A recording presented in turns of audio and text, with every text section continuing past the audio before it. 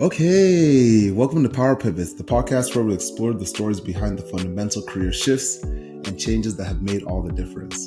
I'm your host, I go by Hatu, and today we're joined by Joseph Kemp. Joseph Kemp. How are you, sir?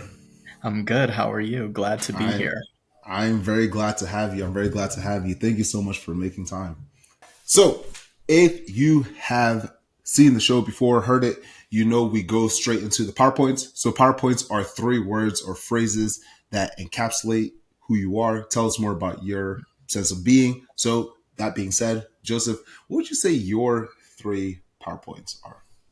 Yes, I think I'm going to start with obviously multifaceted because I've Okay. done a lot of different things in this life so far. And, I like to try a lot of new things. The Okay. next one I would say is driven. Okay. And then I think the last one is a hustler because that's what Okay. I tell people. That's my real skill. If I Okay. have no skills, that's the only skill I have, All hustling. right. Okay. All right. Cool. I like how these are all like intertwined, interconnected too. Yes. So that's good. And I'm sure that you're going to tell us a lot more about that drive, that hustle, and that multifacetedness Yes. Yes. throughout this conversation. Yeah. So I'm excited to hear more about that. But Joe, they said that the story is always told in hindsight, and hindsight is 2020. So looking back on your experience, tell us a little bit more about your hindsight story.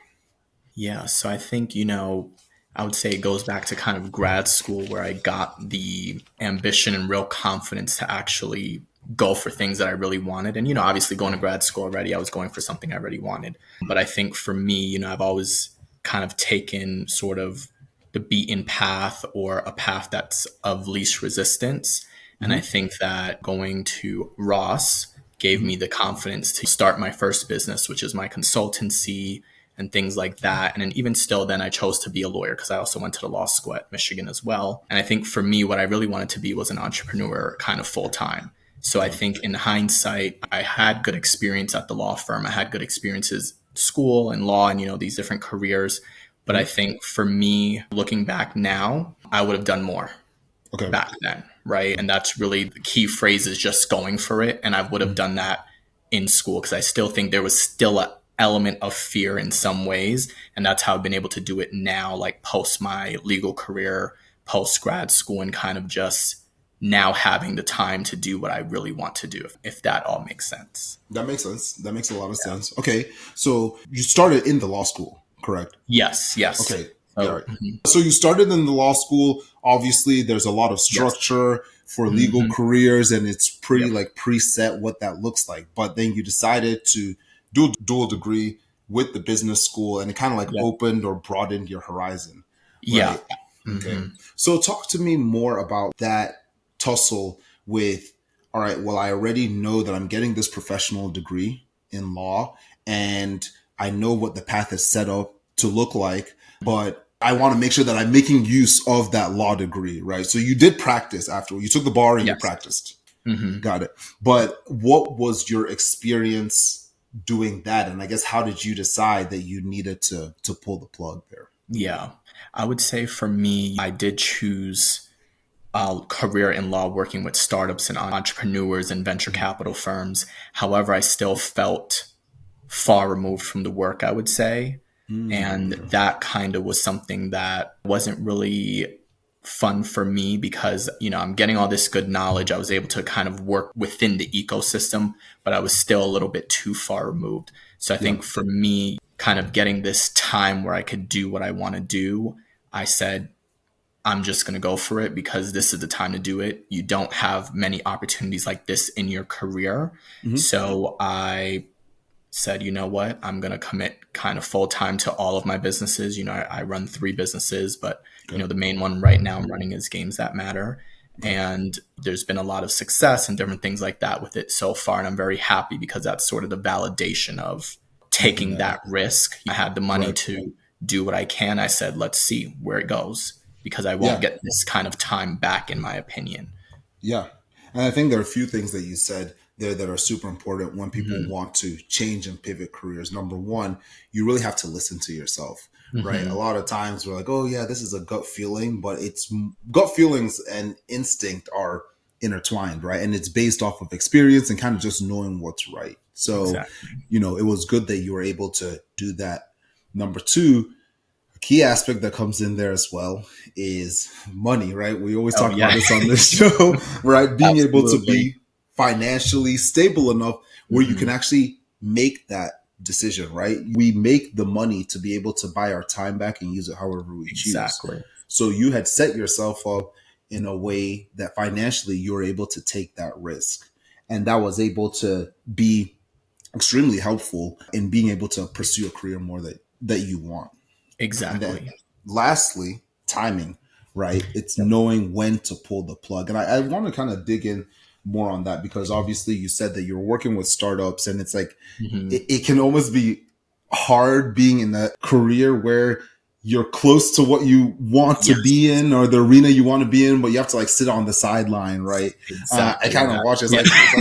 It's like being at the Super Bowl but not being put into the game, right? Yes. So Exactly that. how did you know from a timing standpoint, which is so critical, that this was the right time for you? Yeah, that's a good question. I think for me, I would say it was the right time because it came to a point where it's been an economic situation, let's say that, Okay. with Okay. law. Hmm. So I got laid off, Okay. actually. So yeah, I think that was the right time for me because, as we talked about with the work that I was doing, I did feel like I was a little bit on the sidelines. I have certain passions, right? Ed tech is my passion, gaming and Hmm. different things like that. So I had some of those companies and some of those venture funds that would invest in those areas. But the work I was doing was kind of still a step back, right? So everything I Hmm. did for my gaming companies is almost the same work I was doing for my healthcare companies, my fintech companies. Mm. And what I mean by that is it was similar that it really kind of did not matter what the company did. And I Hmm. wasn't able to, the diligence I was doing wasn't seeing, okay, who are the founders? What are their backstories? Why they start? The diligence that I do is legal diligence. So looking Yeah. up, are the documents dated correctly? Are the names correct? Hmm. Have they Hmm. issued a stock correctly? Right. Yeah. So I think for me, it came to a point where I said, not that I was running out of time, but I think Hmm. I came up with the idea for Disbarred the card game in October of 2023, I believe, was Okay. like the official kind of like, okay, I'm going to start doing this and Hmm. developing it. And then by January, I started developing it. And then by April, I was gone from the firm and I had gotten to a certain point with the game. We had our Hmm. website, we had we had kind of all the master Right. planning pretty much done. And I Yeah. said, this is the time to kind of take that leap of faith. And, Yeah. obviously it worked out well. I got Forbes 30 under 30 and I'm turning Nice. 30 Congrats. this year. So Okay. technically I would not be eligible for it if I Hmm. hadn't um, Yeah. done that. So I think that kind of was a validation that I guess this was the best time because this is the only time I would have gotten something like that. You know what I mean? Yeah. Yeah, that's what I would say. That's very fair. Okay. Cool. Has Power Pivots inspired you to reevaluate your career path? If so, look into Power Pivots career coaching.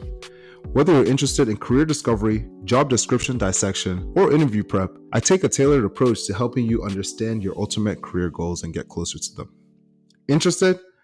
Fill out the interest form at the bottom of the show notes for your free 30-minute consultation. For any questions, email hatu@powerpivots.co. That's HATU@powerpivots.co. As always, pivot powerfully.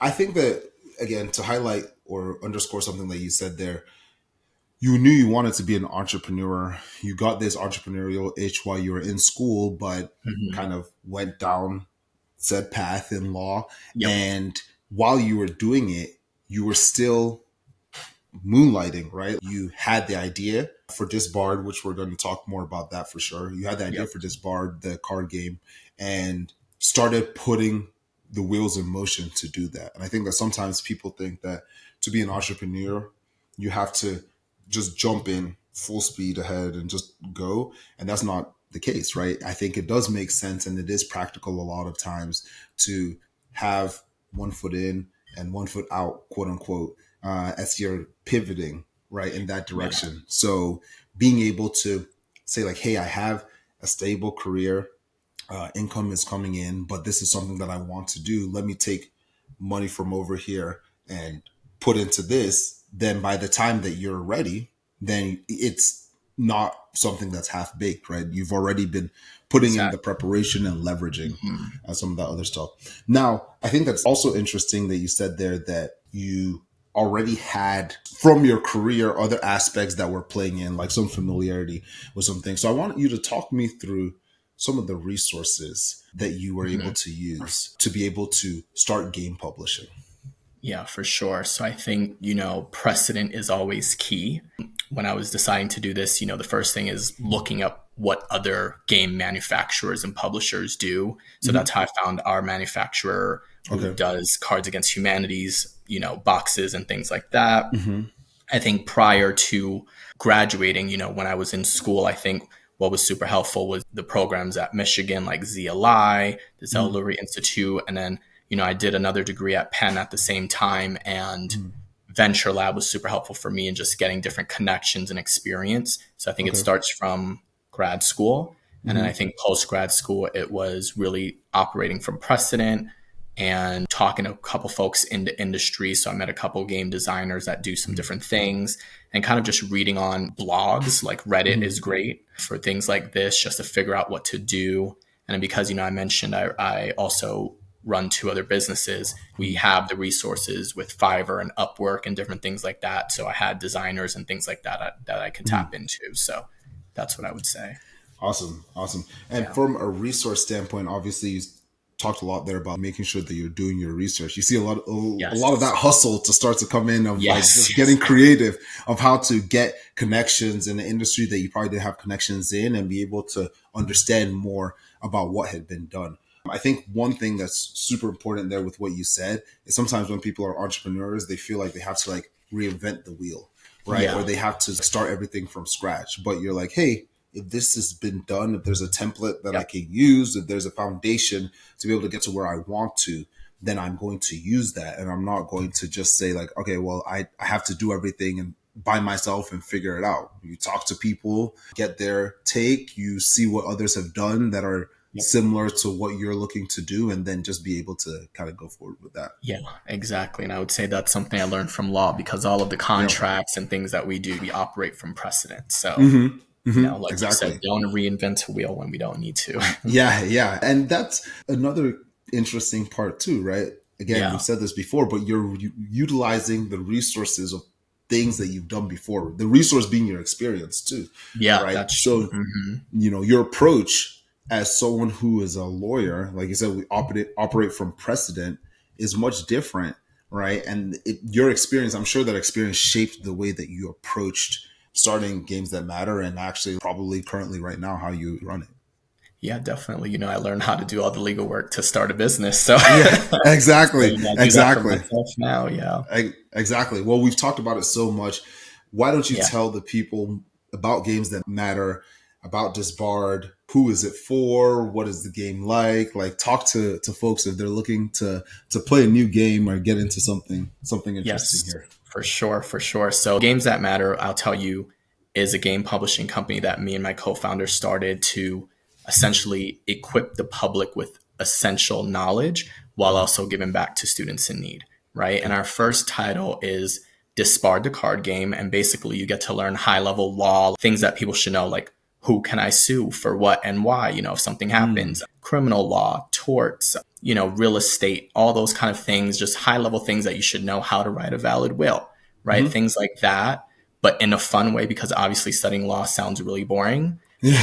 Like a way where you can play it and you'll pick up things as you go along. So it's not really focused on that aspect. The focus is fun and you Hmm. get those along the way. And then, of course, a portion of our proceeds from this SPARD will be going to organizations supporting pre-law and law students who are in need with bar prep and LSAT prep. And then the thing is, I would say, because it's still a concept in Hmm. folks' minds, I would say you could think of it as a family friendly Cards Against Humanity with a legal twist. Okay. All right. So, Perfect. Cool. Yeah. And I think that that's really interesting. Obviously, like being able to like gamify things that we should all Hmm. know, right? A lot of the Exactly. focus with these games and prep materials go to those who are looking to study law, right? Or Hmm. go into the profession. But for everyday citizens like myself who should know certain things and do not. I was Hmm. watching y'all's video and the lady Yeah. was talking to the person about Miranda rights and things of Yes. that nature. We should Yes. all know Yes. that, right? Yeah. It's Exactly. important. It's important, Hmm. right? So being able to pick it up in a fun way, that's really cool. Have you always been passionate about games or how did the idea come to you? Yeah, for sure. So I am a lifelong gamer and I love Yeah. video games. I love board games. Some people don't like playing board games with me because you get to, for me it's fun. Maybe they call it intense. But but I love that. Like that's something that I love to do and I've done it again my whole life. Yeah. And basically the idea first was sparked when I was studying for the bar exam. Studying for this exam, which is critical to any lawyer's career, you need it to practice law. I was sitting there, what, 8, 9 hours a day, just staring at my computer, taking in all this knowledge for 2 straight months. And then you sit there for 2 days taking an exam that was about 14 hours, I would say, 7 hours each day, just in terms of breaks and all that stuff. It's really hard. And Yeah, for yeah. me, you have to isolate sort of your last month of studying for it. So from there, it's like there's no interaction with anybody. I moved out of my house, I moved back home, and I left my house for that Hmm. summer period just to make sure I passed the exam. And basically, as I was sitting there going through flashcards sort of during the last 2 or 3 weeks, I was like, I wish there was a way like this could be more fun in that, like, Yeah. let's say I went to a game night with my other friends who were studying for the bar and Yeah. we're sitting here just learning this together, Yeah. right? I feel like that would be easy where we can have a social interaction and then also pick up the things that we're learning along the way without sacrificing sort of. It's mentally draining to sit Yeah. there and Yeah. also to isolate is not, good all around, but you have to Yeah. do that for this Yeah. exam. Yeah. So yeah, so that's where the idea kind of sparked. And then later on, as I was thinking about it, I was like, this would actually be something good for everybody because Hmm. in law school, you actually don't learn all the topics that are on the bar exam. Yeah. And again, obviously, these are much higher level things and a lot of things that people kind of don't need to know every day wise. But Hmm. there's some stuff in there that I learned Yeah. after going through law school that I learned that I'm like, wow, this is information that everybody should know. And Yeah. obviously, it differs state by state, but there's some high level kind of Hmm. not overlapping, but high level laws that are kind of the same everywhere. And you could, Right. with small, minute differences, but as long as you know the high level kind of fact, you can go from Hmm. there, right? So Yeah. just a lot of things that I think people should know. And then as Hmm. we operate in this society, being more informed just generally is always obviously helpful. So, Yeah. Yeah. Okay.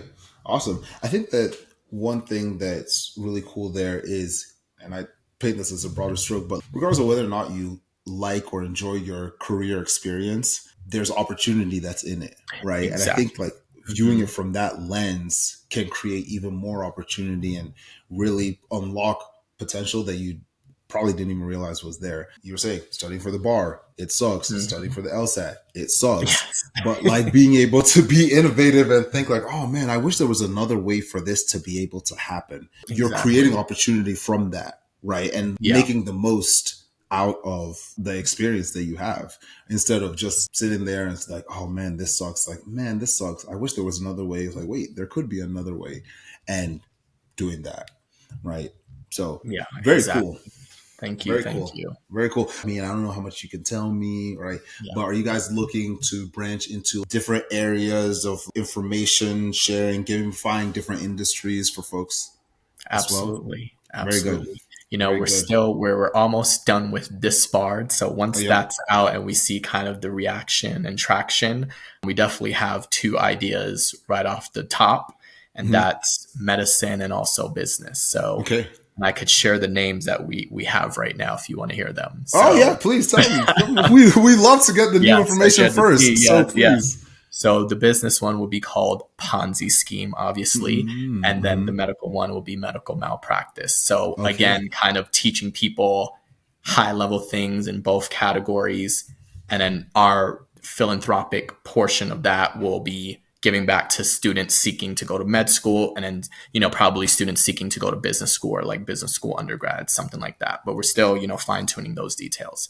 But Very yes, good. those are the two. And then of course we'll have expansion packs for Disbarred also on certain, topics or pop culture moments. So Good deal. yeah. Awesome. Awesome. I want to switch gears here a little bit and ask you about advice. So, looking back on your experience, what is some advice that you would give yourself in hindsight? And then also, I guess, what is some advice or what are some words that you live by right now? Okay, that's a great question. I think some advice I would give myself in hindsight is to, as I was talking about before, while in grad school, really get over any kind of fear, because this is the time. I think I really believe that not was, but is one of the times that you really can kind of not do anything you want, but really go for something, right? Mm-hmm, Right. I had ideas, I have a whole list of startups in my phone, like ideas that mm-hmm, I've had. And mm-hmm. then it's crazy to see today that some of those ideas have been replicated in other ways with Yeah. companies now. Mm-hmm. And I'm like, you never know what would happen, right? And Yeah. it's Yeah. great Yeah. experience to always try and fail, because it's never really a failure. It's a huge learning opportunity. So again, Right. like I was saying before, is like really going for my ideas back then, Mm-hmm. because I don't know if things would be different, but I do believe that I would have gotten some more at least some more business acumen doing sort of something a little bit more grand, because, I did start Mm-hmm. my first business was my consulting business. That's kind of just me here and there, but there's other things that could have been pursued in my mind. So I think for Yeah. me, it's the piece of advice that I have for myself and like folks, if anyone's in grad school or intending to go to grad school, this is really the time where you can do it. There's a lot of resources on campus, like funding and Mm-hmm. things like that. Everything now I have to self-fund technically, right? Yeah. So back then, they have all these programs for 5,000, 10,000, things like that. Mm-hmm. So really try and really go for it. If you have an idea, there's nothing if you're in grad school, just go Yeah. for it. That's what Just I go would for say. it. Okay. And then I would say for words I live by right now is the same thing. Go for it. Whatever Okay. I want to do, I'm going to go for it. And in addition to that, I just want to live a life where I am happy, or Mm-hmm. trying to be, they say happiness is a spectrum, trying to be as happy as I can and kind of Yeah. do things that are aligned, right? Mm. So going for things that are aligned with my passions and my interests. Like I sit here and I work all day, every day, right? Yeah. I did that Mm-hmm. in law. It's not fun in law. I've done that in other Yeah. careers, not fun. Doing it Yeah. here, I mean, it's still not fun, but it's more Yeah. Yeah. Yeah. Yeah. tolerable. Yeah. Exactly. It's Because it's something that tolerable. you want to So, do. Yeah. exactly. And then every hour, every minute I'm putting into this, I'm putting into my creation, my idea. And I wake up the next day ready to do it again. I wouldn't Awesome. say that's the same thing with jobs and careers. So Yeah. All right. Okay. Okay. yeah. Okay, Joe. Well, tell them where to find the game. Tell them if you're doing pre-orders and stuff like that. Where can Yes, they Where yes. can they find you? So you can find the game at www.disbarredthegame.com. We're taking pre-orders right now, and you can learn more about our mission, our impact there, and we would love for you to check it out. And we're happy to give a Power Pivots discount as well, so you can use, Okay. code Power Pivots for 20% off. Woo! Yeah. I'm going to use that one quickly. And I know some people who are gamers. They love to play Yes. games. Y'all know what you're getting for your birthday and for Yes. Christmas and all the holidays. Okay. Well, there you have it, y'all. There you have it. I think that's our first discount code that we've been able to give out. So I'm very Yes. excited about that. Well, there you have it, y'all. There you have it. Joe, thank you so much for making the time here to share all this with us. Yeah, thank you. I appreciate the opportunity. Of course. And thank you all for tuning in. Please remember to like and subscribe for more. Most importantly, pivot powerfully. Be well, everyone.